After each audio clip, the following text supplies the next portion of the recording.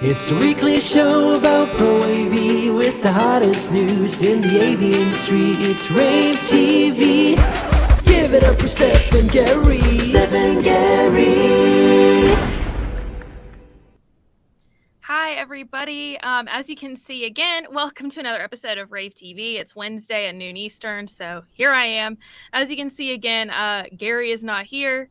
You know how it is when you own a company. Sometimes you just aren't able to do everything as much as you would like to, but he will be here next week, I promise. We've already worked it out. It's going to be great. So unfortunately, whatever, you're just going to have to put up with another episode of just me. So I will go ahead and dive in. We've got two awesome guests today, so they're going to hop on with me in a little bit. But first of all, just a few housekeeping things. Once again, I want to bring up launch week 6. It is on its way, people. It is October 24th through 27th. It's going to be great. We have 4 days that we are putting together for you guys. Once again, we are organizing it by solution type. So there's going to be a UCC day, Emerging Technologies Day, rAVe Day, and Digital Signage Day. So we are putting together some really great education sessions, some great panels. We're going to talk about, on UCC Day, we're going to talk about how to make hybrid happen. On Digital Signage Day, we're going to talk about the digital signage ecosystem and how important content has become. So it is going to be great. We're still, I think, finalizing our full list of guests, but definitely go ahead and register because you're not going to want to miss it. So continuing on, as we know, CEDIA is coming up. We are going to get a code very soon for that. So that is the end of September, the 29th through October 1st. We'll be there in Dallas. We'll hope to see you there in Dallas. And then also DSE is coming up also in November. It's like the weekend before Thanksgiving, I want to say. Is it like 17th through 19th? Yes. So join us at DSE. That's going to be in Las Vegas. And don't forget, we have a code for you. That is rAVe Gift. So you can get onto the show floor for the low, low price of free. So anyways, that is, I think, all the housekeeping I had. I kind of tried to keep it short and sweet there. So I want to introduce our first guest. It is John Robson from Legrand. How's it going, John? Good, Steph. How are you? I'm good. Thank you so much for joining today. Well, thanks for having me.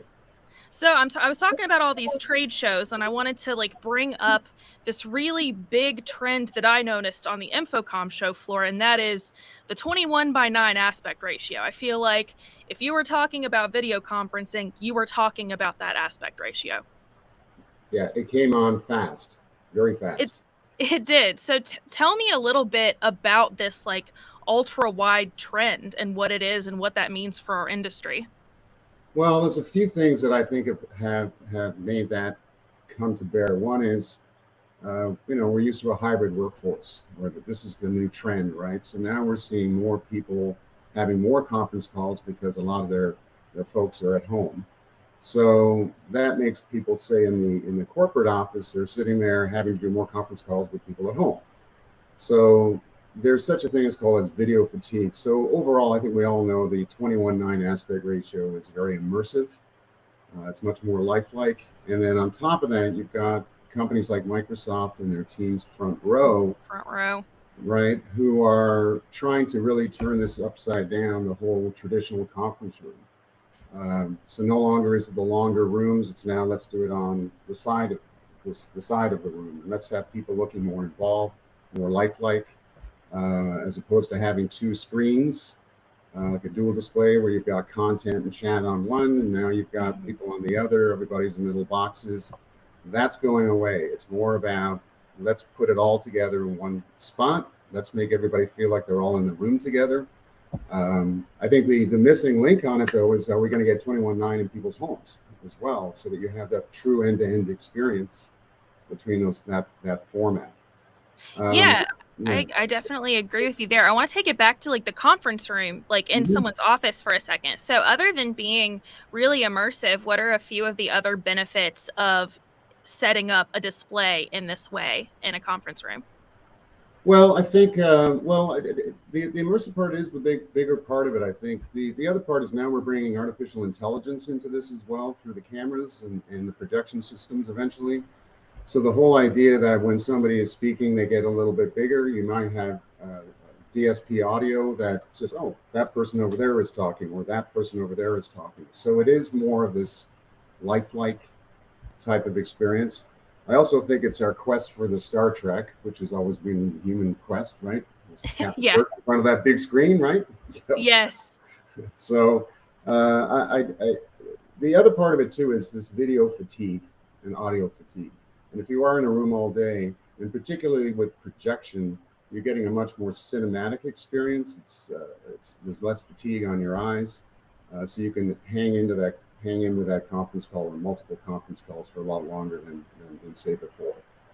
Right. I do think that when you're looking at like a regular resolution screen, you get so tired so quickly if you're just not feeling like you're totally immersed in that meeting.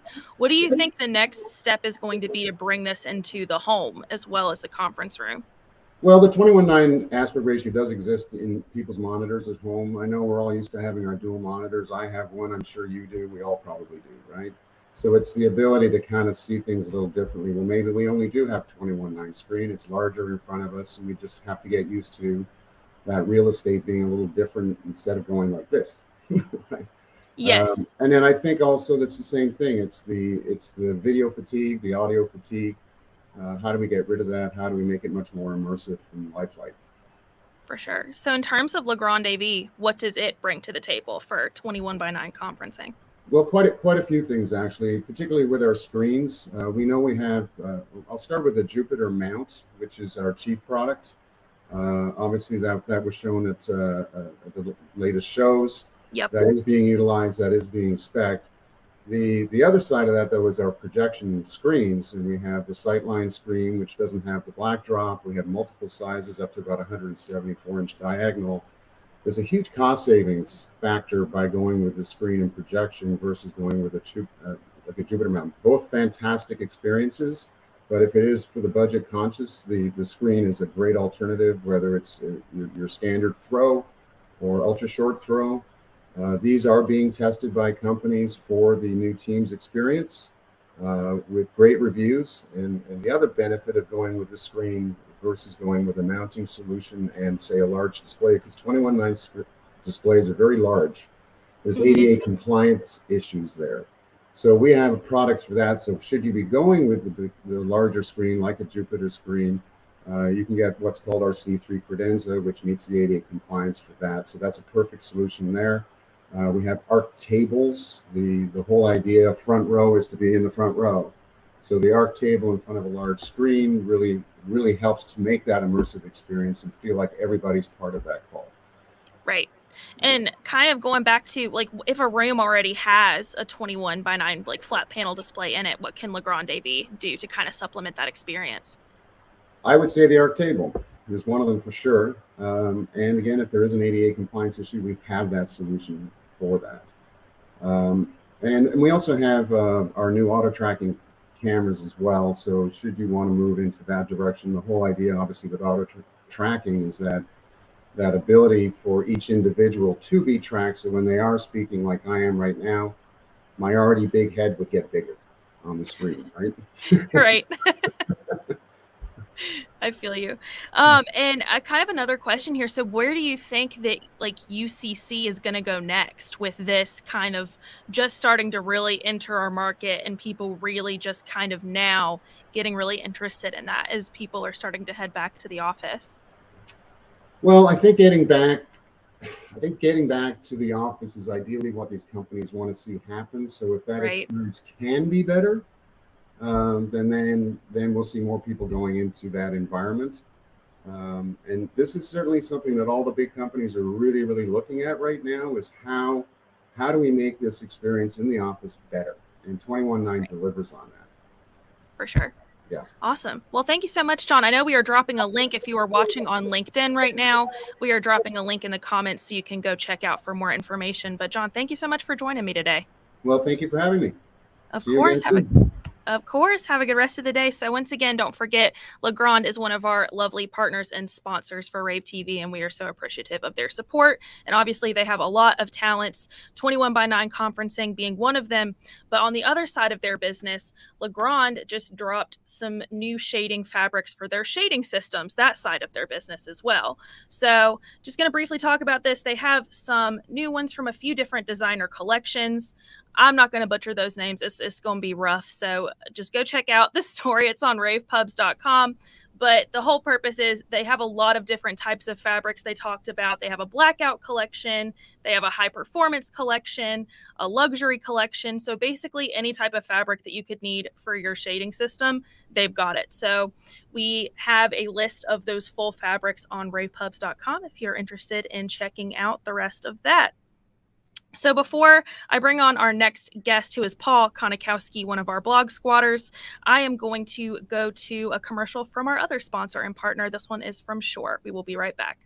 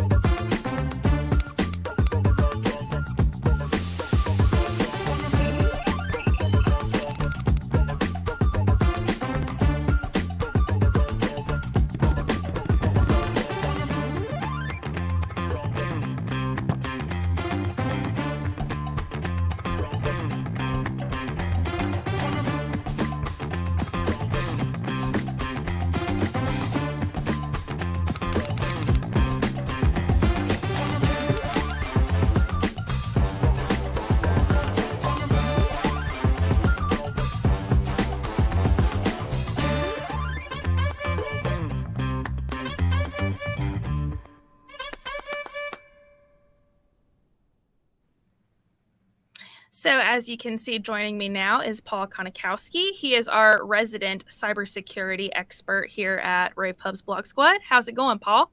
It's going very well. Thank you for that intro. Of course. Thank you for hopping on with me. I appreciate you jumping on today. So yeah, I wanted to talk about the most recent article you wrote for us, which was about Owl Labs, which was not a company that I was super familiar with before.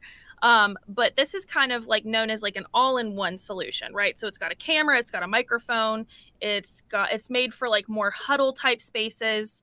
But unfortunately in January, cybersecurity researchers realized that it had a few vulnerabilities. Do you want to talk a little bit about what those vulnerabilities are or were? Yes. Like you said, the Meeting Owl and those product lines are generally set up for small huddle spaces. And the real the selling point is that it has a 360 view, so you can sit in a circle and it has can see everyone. So that's the general idea. But so it allows speaker and microphone, that sort of thing, but also a lot of connections to your network, right? So LAN connection, there's Wi-Fi built in, and Bluetooth. And so a lot of the trouble starts with the Bluetooth and what was being broadcasted over Bluetooth or what could be allowed over Bluetooth. And so all of the vulnerabilities, let me just put a cap on it. You have to be within a Bluetooth range to start them. So it does limit it. But once you're within Bluetooth range, before the patches were applied, you didn't need a passcode, for instance, and then once you're in without the passcode, you can turn on Wi-Fi. You could use a built-in Wi-Fi password that was hoot hoot to set up tethering mode. And this makes the wireless is sort of basically an access point right to your network. And I'm paraphrasing a lot. I encourage everyone to read the article, but also just read the report. It's not that long. It's 40 pages, but only about 10 pages of it is the meat of it. So what else was in there? You can deactivate the passcodes. There's all kinds of it keeps going. I wanted to briefly talk about because the obvious response is going to be okay, well, if the attacker needs to be close to it, if they don't know where it is, they can't do anything to it, right? Yes, that is correct. But that's wrong. That is correct. But what if I said that part of the report showed that, uh, once you have compromised one owl, it gave you the ability to find other owls online, that had been registered in an online database. Right. So, so you could get a list of, of Yeah. locations, and then in theory, if it was a small town that only had a few government buildings, you could park in the parking lot and maybe connect to one. So, yeah, it is a stretch. I get it. It does take a little bit of imagination, and that's part of looking at these vulnerabilities. Is like, well, you have to be within Bluetooth range. What's the risk? And so the likelihood. We look at it three ways, right? We look at the likelihood, at least three. How likely is it going to happen? What's the impact? If it does happen, and can we fix it? Can you mitigate it at all? And some things you can't. You're like, well, there's really no way around unless we turn off everyone's USB. Or there's certain things you can't really mitigate. But so the likelihood of this happening is low. Right. But the problem is that the impact is great. So yes, like if someone can actually commit these things into a government, network or something, and I'm saying government, we can even just tone it down to your local library. Your local library might have one of these. Do you want someone sniffing around that network? Well, I know someone who works in government, and they had one of these in their conference room. So after you wrote this, I think I told you I wasn't super familiar with the company, but I kind of remembered. I was like, I remembered someone who worked here having a UCC device like this. So I reached out to her, and I was like, maybe have your IT guy just make sure everything's up to date so that the vulnerabilities of this are patched. And she was like, oh yeah, thanks. But I mean, the thing about hackers though is you were saying, they have to be creative, but hackers usually are pretty creative. That's part of the job description of hacker. They're creative. If there's if there's a hole somewhere, they're gonna find it because they are creative. So with this information, Mod Zero, they found locations of all the owls, which is a picture that you included in the article. It was just pictures of all the owls all over the world.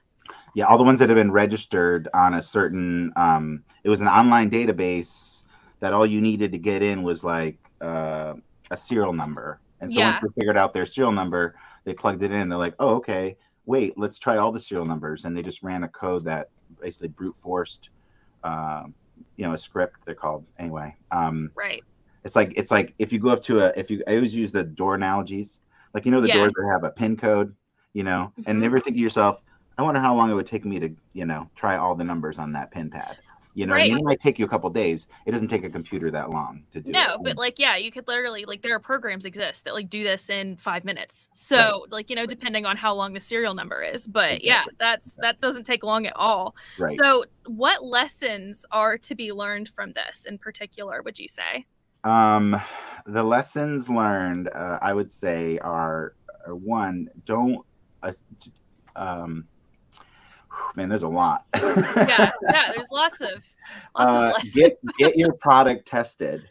Get your product tested, please, by someone else, not me, not someone down the hall.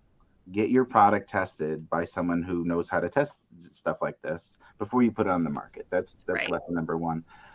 Number two is Bluetooth. I mean, turn it off. I know everyone uses it on their phone and everything like that. I do, but I don't have anything worth stealing, really. If a hacker got into my stuff, they'd be like, oh, there's nothing here. This is useless to me. I'm out. But if you have not a whole lot of security at your office and you're storing important documents, maybe you shouldn't use Bluetooth. Yeah, I mean, it's great for getting in your car and talking on the phone. Yeah. And that's it. And the problem is people have taken that to another level. It's not even good for music. For that matter. But yeah, don't host an online. I wrote my article. I'm remembering what I wrote. Don't host an online database of end user information. Let's not do that. I'm not even online. Don't even host it on your own computer. If you are going to host list of things like that, encrypt it, make it a lot harder it just, you know, Right. I don't know what to say. It's Right. there's so many lessons. We could also Yeah. talk about setting up like reward programs for, you know, AV people or researchers. You got to say something like this is very valuable, right? So Yeah. are we rewarding these folks for their tips, or are we saying, oh no, we, you know, we'll just patch it and be done. Right. So I agree. I think that they kind of just need to get ahead of it a little bit and, you know, definitely research and get your products tested and kind of realize these before other people do, I think is kind of the key here. But, you know, Owl Labs did since respond and they've patched the vulnerabilities. Like, would you say that their response was like satisfactory in your opinion? I would say it was, let's call it average. Yeah. Which is just kind of I'm like, going to give them a B plus. which is just kind of a, you know, release the press release. We've fixed this. The reason I'm not giving them an A is because if you look at the report, you know, these folks initially gave it to them the beginning of this in year. January. Right. Yeah. And then they released their statement in May, I want to say, right? Well, what the research, and this often happens, it's not uncommon. The researchers gave the report to the you know, try to alert the company of what was going on, and got sort of a mixed response. Let's just call it a mixed response. Okay. And then was also told, we'll patch that in our next release, sort of in the fall. And so the researchers didn't think that was like good, yeah. That's enough. And so they basically released the report then to the public. Yeah. And then, of course, the company responded a whole lot quicker. Right. You know, and had a patch done in a week or two. So we shouldn't have to do that. Yeah. Do you think as like these things, as like cybersecurity kind of ends up being part of like the AV-IT convergence, that people will start to take this a whole lot more seriously? It's definitely part of the convergence, because before we converged with IT, there wasn't many cybersecurity vulnerabilities. So I'm hoping that folks realize it, but they tend not to think about it when they're designing or getting things working. They're usually focused on getting it working. They're not focused on getting it not working. You know, making it not work. So I hope people take it more seriously. The drive is coming from the clients. Yeah. The government somewhat. The government tends to take these things a little bit more seriously. So the government projects, the AV projects, are pushing for more security. Yeah. And the clients are now, you know, we've all seen the security questionnaires coming in, and they have to be, you know, those answers have to start getting a lot better. For sure. Or you'll start losing business. So it's coming in, but yeah, I don't know. We're like so far behind. Like you said, the creatives are out there. How much time do we as AV people spend, you know, looking for vulnerabilities in our products? But, you know, you would think a guy like me might, but I don't. I play guitar. You know, I read things. I don't crack stuff. Meanwhile, there's people doing it, you know, 24 hours a day. For fun, because that's their hobby. For like, fun, you know? but also for, I mean, you're not wrong, but also for money. There's the, you know, the folks that are going to use this sort of vulnerability are the ones that kind of want to break into a small government. That is absolutely it's ransomware people. It's also, you know, even state-sponsored actors or something, you know, overseas getting paid to look at these things. So, right. Well, you know, moral of the story, we need to take this seriously. It's like, it's not a joke. But yeah, Paul, where can people find you if they want to chat more about this or connect with you or what have you? Yeah, I'm going to send coordinates. There's a little portal in the ground. You come down to this layer. Great. No, I'm just kidding.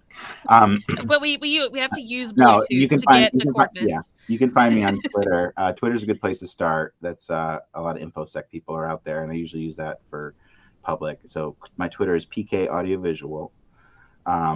And I work at Level 3 Audiovisual. So if you go to their website, you can also find my blog there. It's called The Attack Vector. All right. And of course, you do write for us. You do your Securing AV like series for us. You do one-off columns like this for us. But yeah, thank you so much for hopping on. It's been a fun conversation. My pleasure, Steph. Appreciate it. All right, I'll see you next time. All right, everybody, I know we've just got a couple more minutes here, so I will just quickly walk us through just the other couple of stories that I wanted to chat about today. So in terms of a product story that I wanted to highlight, this one came out from Marshall Electronics. This is Marshall. I wanted to bring this up because this is Marshall's first ever digital PTZ camera that they are selling on the market. And just a couple, you can see the full list of specs, of course, at ravepubs.com, just like with all of our other stories. But this one has a 4.5 millimeter lens, 100-degree field of view, and it has open designations for vMix, ClickShare, and a couple of others. So if you are interested in this or want to check more out about it, it is on ravepubs.com. The other story I briefly wanted to bring up. So this is from our friends over at Future Source Consulting. They are over in the UK, and I use their insights a lot on rAVe because they usually do a lot of great research, both in the US, UK, and all over the world about all types of facets regarding AV. So they've written a lot about UCC recently, which of course, because that's something that's really driving our industry right now. But hardware volume apparently, and in terms of UCC, is up by 21%. So this just kind of proves that we are really taking hybrid work seriously. We are going to continue doing that, and we are going to continue kind of solidifying our spot and partially coming back to the office, partially being at home. But either way, no matter where you're working, you're going to have to buy UCC hardware to get your work done these days. So once again, privacy and security are a big draw when this comes to that. It's just what Paul and I were talking about. But if you were interested in seeing the rest of that research, you can go check that out on ravepubs.com. And then we have a link at the bottom to the full insight over on Future Source Consulting's website. So I believe that is our entire show for today. Once again, I am Steph Beckett, the managing editor over at rAVe Pubs. Gary K is usually here with me, but he could not be here today. But he will be here next week, so don't worry.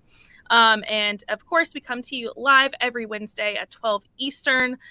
We come on the rAVe Pubs website, on YouTube, LinkedIn, and I always forget the rest. So if you want the full list of where to watch it, you can always reach out or go check out on ravepubs.com. All right, this has been our episode, and we will see you next week. Bye. It's the weekly show about Pro AV with the hottest news in the AV industry. It's rAVe TV. Give it up for Steph and Gary. Steph and Gary.